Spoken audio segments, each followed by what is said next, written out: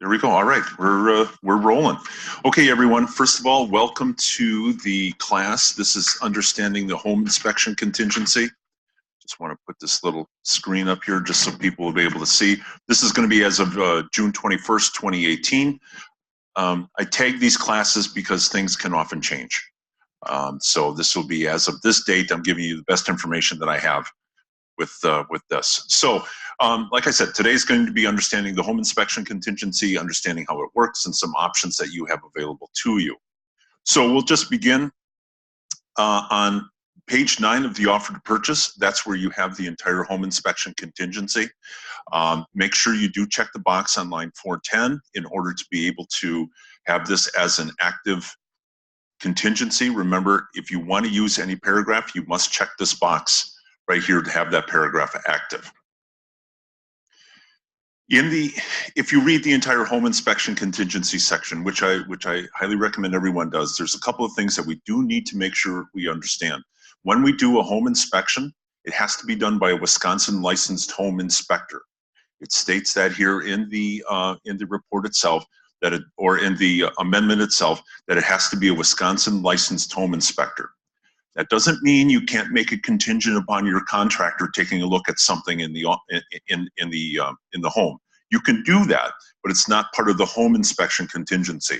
That would be something that you'd put down here, maybe in the additional provisions. This you can write something. This home or this purchase is contingent upon contractor ABC reviewing the roof to make sure it's got at least 5 years life or something like that. So you can still do those sort of things, but it would have to be a separate contingency over and above what the home inspection contingency is. The home inspection contingency, like I said, it has to be a Wisconsin licensed home inspector. This inspection is really what we're dealing with, are looking for defects. We're not really looking for maintenance issues. We're looking for defects. Now remember, defect is anything that has to do with the security or the safety of the people within the building, something that would adversely affect the value of the property or adversely affect the structural integrity of the property. Those are the three main things that you're looking for with a home inspection. When they go through and do the report, technically, what you should be looking for are defects. Those are the sort of things that the seller should be asked to repair. Now, that being said, there are a lot of times people do a home inspection and they ask for a lot of things other than defects, which you can do. It's an amendment, and you can ask for things like that. But technically, if you're going by the letter of the contract, you're looking for defects only. This does not allow you to do any testing. And that's important that everyone understands that this does not allow you to test. The big difference between a test and an inspection is a review of the property, just an observation of the property. There are some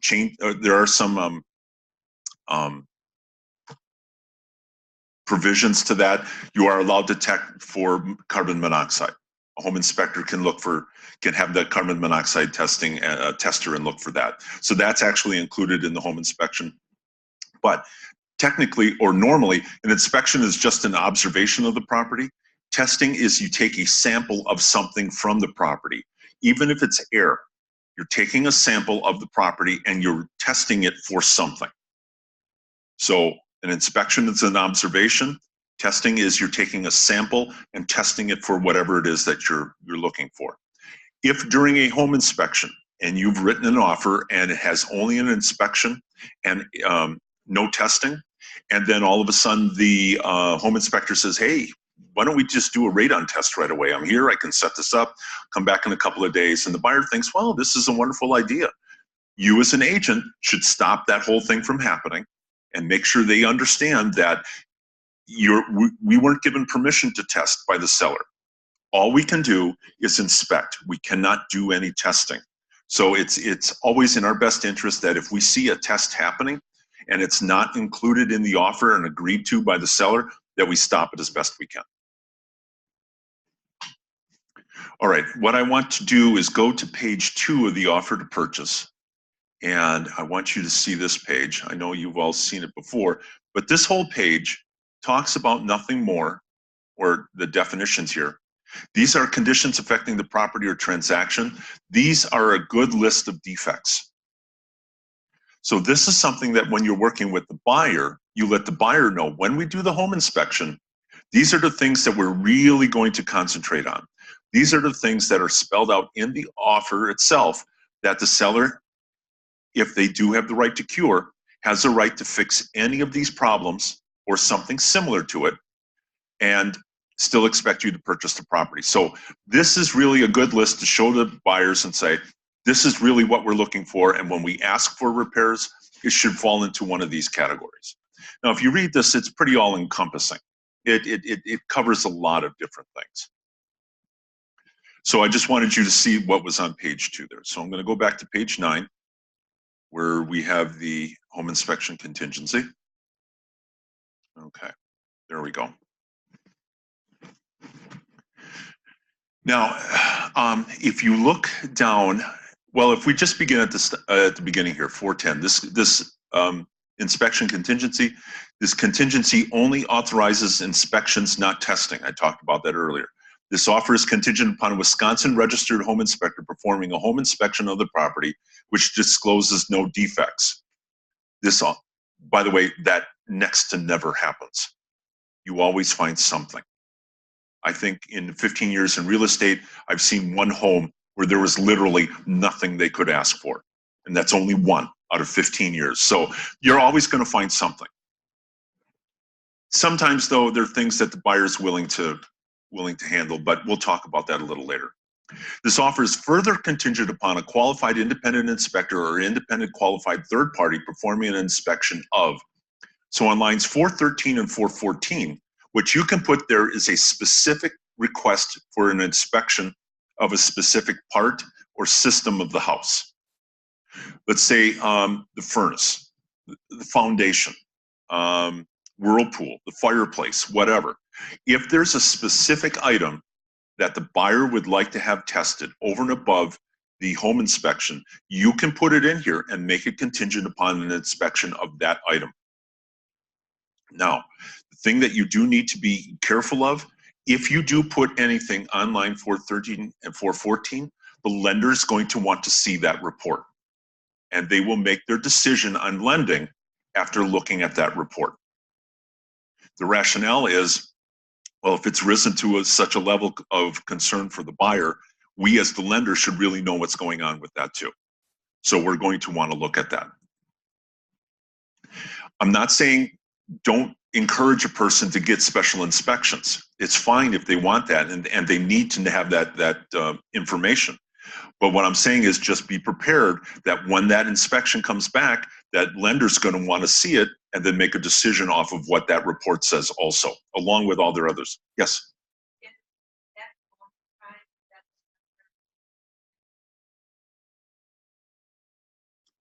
Yes.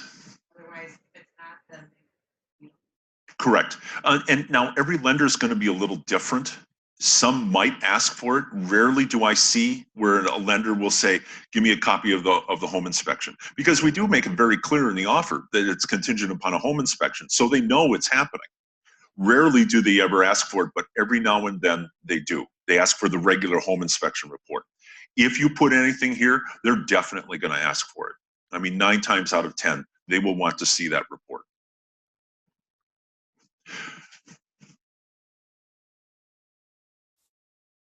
On line 421, this is where you put in the number of days as to how long the home inspection contingency will be open. Now, this is very important that you understand what happens within this time frame. I always recommend putting in 21 days for this. Remember, within that 21 days, what you are going to need to do is you need to have the inspection done. You need to have your client review the report. You're going to have to write the amendment or notice asking for the repairs. The seller has to review the amendment or notice. The seller's going to have to gather more information on the repairs if they want. A negotiation could take place. And then finally signing, agreeing, and getting everything delivered back. All of that has to be done within whatever time frame you put in here. So it's not just when does the inspection have to take place, it's how long it's going to take for us to get everything cleaned up and agreed upon with this. So remember, it's inspection, amendment, negotiation, maybe going back and forth 2-3 times with a couple of different options as to what repairs are going to be like. But that needs to be done all within this time frame. So please make sure you give yourself plenty of time to do it. I recommend 21 days. This usually gives you more than enough time to be able to comfortably get all of these things done. Not that you can sit back and wait for, wait a week and a half or two before the inspection takes place. But usually inspectors are about a week, maybe 10 days out. So you get the inspection. You want the buyer to think about it a little bit. I mean, the last thing on earth I ever recommend anyone does is right at the home inspection go, so what repairs do you want? And I've seen plenty of agents do that. I always give my buyer a day to think about it. I call them the next day. We talk about the report and we ask, what sort of repairs would you like to see done, if any?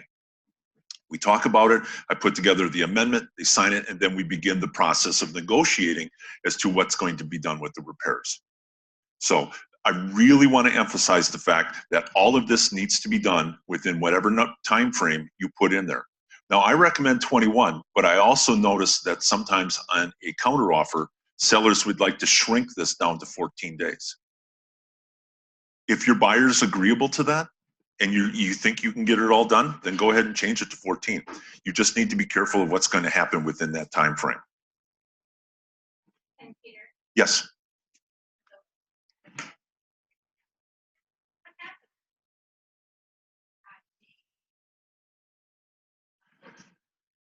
Well, if you get to the very end, your options are really very limited. And what's going to happen then is you would have to change your strategy a little bit.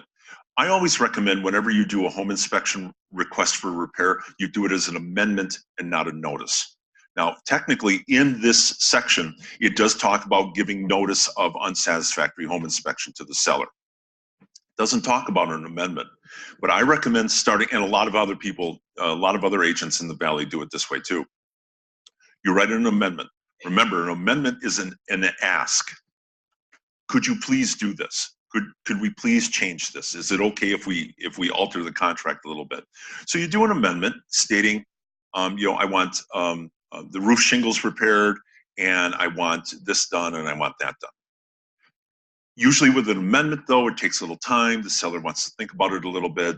Then they come back. Maybe they'll say, I'll do these 2 or 3 things or whatever. If you lose that time frame to be able to negotiate, and you are now at the end of your inspection contingency, you now have to change your strategy, and you can't ask. You have to go right to a notice.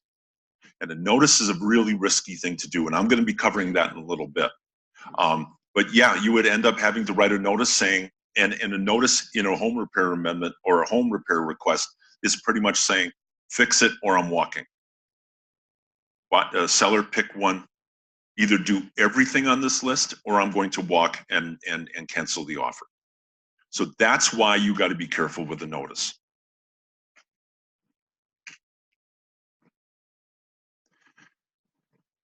Now, one thing that I want to make sure everyone is aware of, and that appears on line 416. So if we just continue reading on with this, it says this offer is further contingent upon a qualified independent inspector or independent qualified third party performing an inspection of to be separately inspected. Swimming pool, it gives example, which discloses no defects. Buyer shall order the inspection and be responsible for all costs of the inspection. Buyer may have follow-up inspections recommended in a written report resulting from an authorized inspection, provided they occur prior to the deadline specified at line 421. What that is saying is, if during the home inspection, the home inspector looks at you and goes,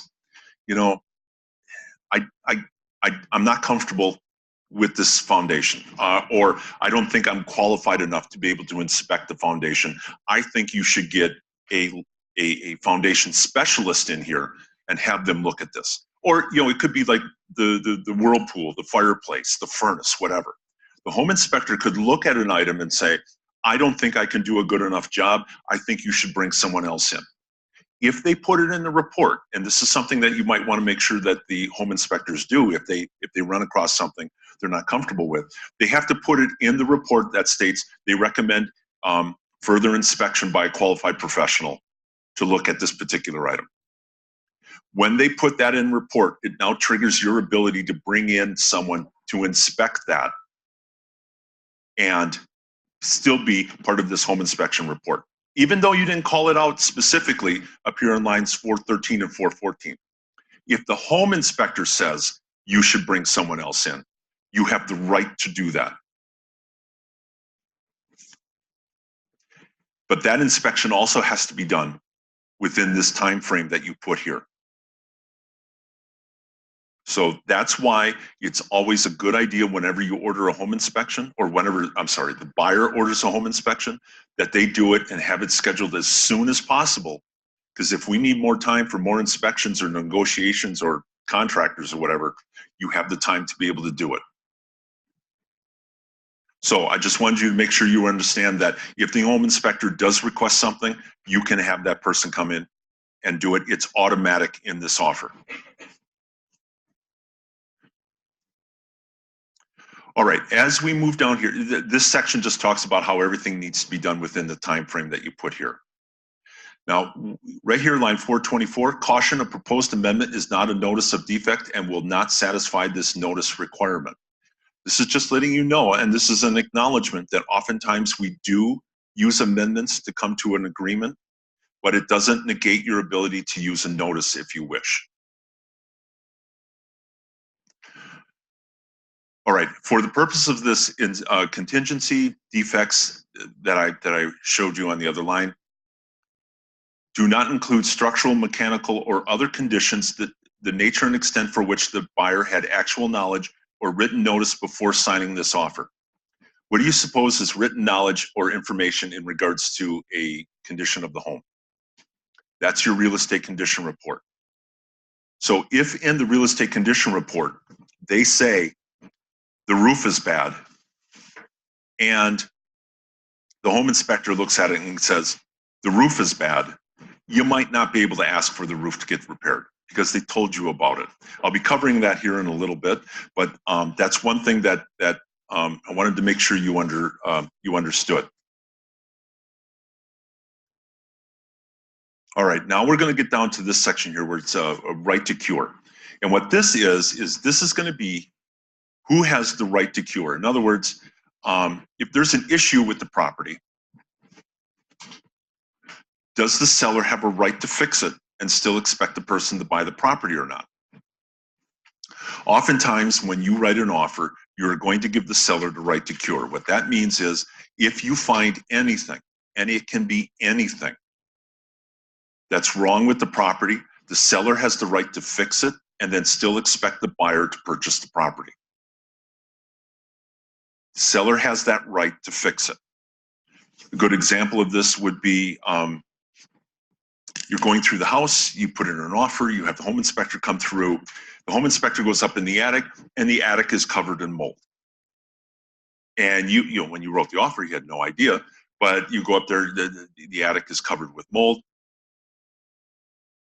Even if the buyer now says, oh my God, it's covered with mold, I don't want the house any longer, because the seller has the right to cure, the seller has a right to fix this and still expect the buyer to buy it. This is not an automatic out for the buyer to be able to say, oh, there are too many things wrong with it, too many big things wrong with it, whatever. It doesn't matter. If the seller has the right to cure, the seller has the right to fix everything that's wrong and then still expect the buyer to purchase it. Now, you don't have to give the seller the right to cure. You can give them you can take away that right to cure, or in other words, the seller shall not have the right to cure. What that means, though, is that if you find the problem, the buyer then now has options. The buyer can say, oh, I found all this mold in the attic. I don't want the house. I'm canceling the offer. And because the seller didn't have the right to cure, the buyer can just do a cancellation mutual or notice of defect, cancel the offer right away, and it's a done deal. The buyer walks away. Everything's fine. Or let's say the seller does not have the right to cure. The buyer can still say, hey, I know you don't have the right, but if you fix this, I'll still buy it. And you can do that again with an amendment. You can give that buyer the right to go ahead and fix it and still go on with the purchase if you want to. The nice thing is, by not giving the seller the right to cure, the buyer has all the options. The bad side about not giving the seller the right to cure is I've seen counteroffers where this is all they talk about. The seller is fine with everything, but then they say, but I have to have the right to cure.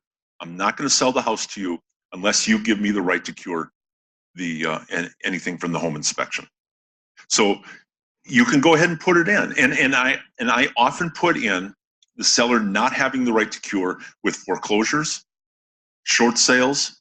If the seller has stated I'm selling it as is, then I'm not going to give them the right to cure because they've already pretty much said, yeah, we're not going to fix anything anyway. Foreclosure, they almost will never fix anything. Short sales, the seller doesn't have money to fix anything, so why bother doing it? If they state in the comments, property is being sold as is, don't give the seller the right to cure. You could still go back and ask. Remember when that those rights still exist, but those are the times when you're going to want to make sure the buyer has the most control. It defaults to seller shall have the right to cure. Shall, if neither is stricken.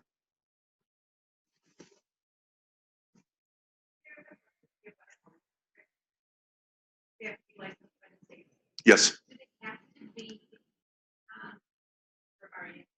No.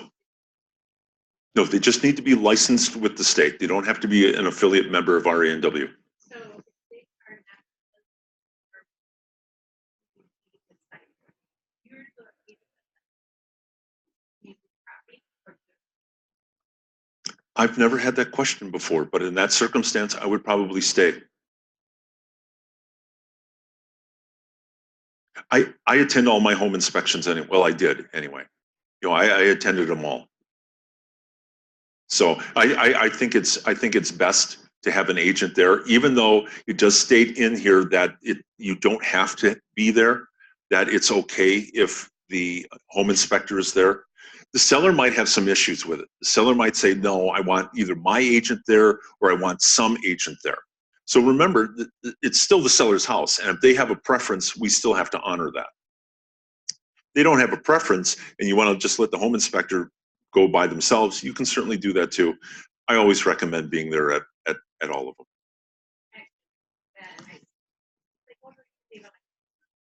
No, I think that's fine. That's fine. If you guys have any other questions while I'm going over this, stop me. It's okay. It's perfectly fine. All right, so now let's say we've had the home inspection and we have found a few issues that need to be addressed. There are a couple of different ways that we can approach it. We can either do, as I had mentioned, an amendment, or we can do a notice. And it depends on the circumstance, but more often than not, I always recommend that we do an amendment. Now remember, an amendment is an ask. We're asking the seller to do something in order to go forward with the transaction. You can have them, and you can ask for anything in an amendment. So let's say you've had the home inspection and you want the shingles fixed and the double tapped circuit breakers fixed, and a few basic things, nothing ridiculous. But then you can also throw in, and the wall in the living room, I'd like that painted pink, and I want you to do this and change the carpet to this. Not that anyone's going to do this, but you can ask. Remember, an amendment is an ask. You're just asking them to do something. So you're asking to do all the repairs, and if maybe there's something else that maybe the buyer would like, you can go ahead and throw that in too. Doesn't mean that the seller has to agree to it, but you can go ahead and put together that amendment and ask them to go ahead and do those, do the things on the amendment, and then you negotiate it back and forth. One of the nice things that you can also do with an amendment is you can specify how a repair is going to be done. You can say, I want the shingles replaced by Powell Roofing per the estimate that I have, and attach it to your home inspection or to your amendment. Sometimes the seller offers a estimate that they've received for some of the work. Maybe the buyer had contractors go out and do it, and all those things. In an amendment, you can say, I want the work done this way by this person. You can specify, I want it done by a licensed contractor. You can make specific requests and demands as to how the repairs are going to be done. Doesn't mean that they're automatically going to be agreed upon, but you can put that in there. And if you're reasonable with your requests, there's no reason why the seller wouldn't necessarily agree with doing them.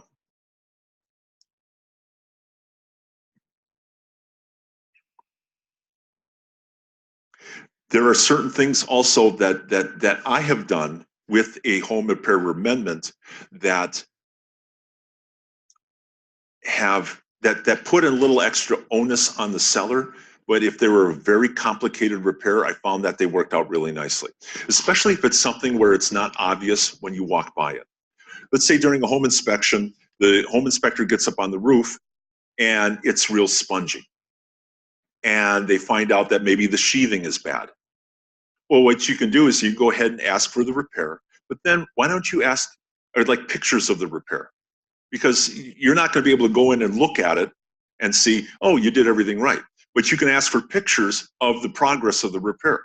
So you can see them tearing off the old sheathing that was wet, putting on new sheathing, putting on the tar paper and the shingles and everything.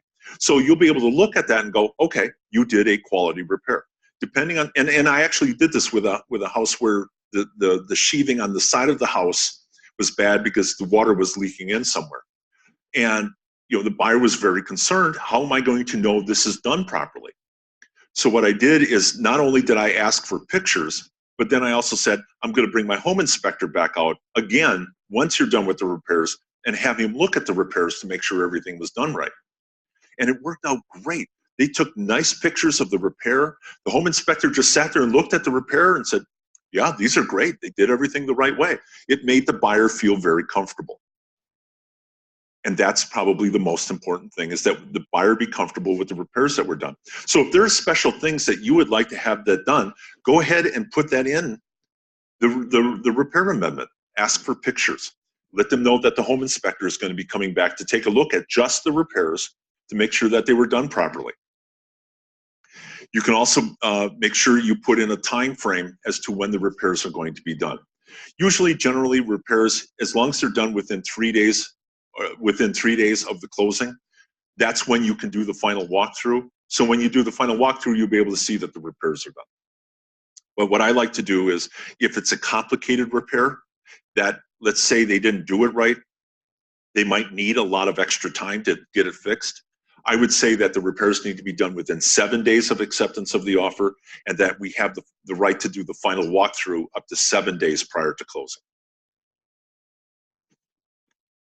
You also have to be careful what you ask for.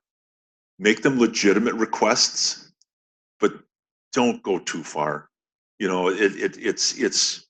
want to be reasonable when you're working with the seller. You want to make sure that the buyer's needs are taken care of and that they're getting a quality home, but you got to be careful what you ask for. Don't ask for too many weird things in this, things that really would not be appropriate in a home repair amendment. And I'm just trying to think of any weird things that I've had in mind, and I can't think of any off the top of my head. One could argue that's a maintenance issue, or if they're plugged and water's coming over the side, now I can see how that would almost be a defect. You could throw that in. I don't see anything wrong with the cleaning gutters. And that's something that you could put in. And that's actually a very good example. That's more of a maintenance item. You got to get someone up there to just clean it out. It's really not a defect of the house, but it's still a legitimate request. So go ahead and throw in cleaning gutters. Yes.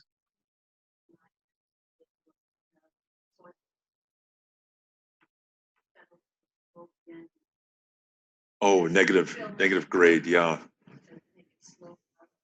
Yeah. Oh, we're still seeing it. I'm still seeing it actually. Yeah, that's that. You know, the home inspector will comment on the negative grade. They'll want it pitched back forward, or have a more of a positive grade around the house. That one a person could argue is a maintenance, or could argue as a condition that could affect the structural integrity of the house. It's hard to say. A lot of these things are going to have to be negotiated. So that's one that could be on a fence. There are a lot of different things that are on the fence. There's nothing wrong with asking and seeing if the seller will do it. Just make sure the buyer understands they might not automatically do it, and this might be something we have to negotiate. At some point, the buyer's going to draw a line in the sand and say, you know, this is the minimum I can live with. If they're not going to do at least this, then I'm going to have to do the notice, you know, and try to get them to at least do the core thing.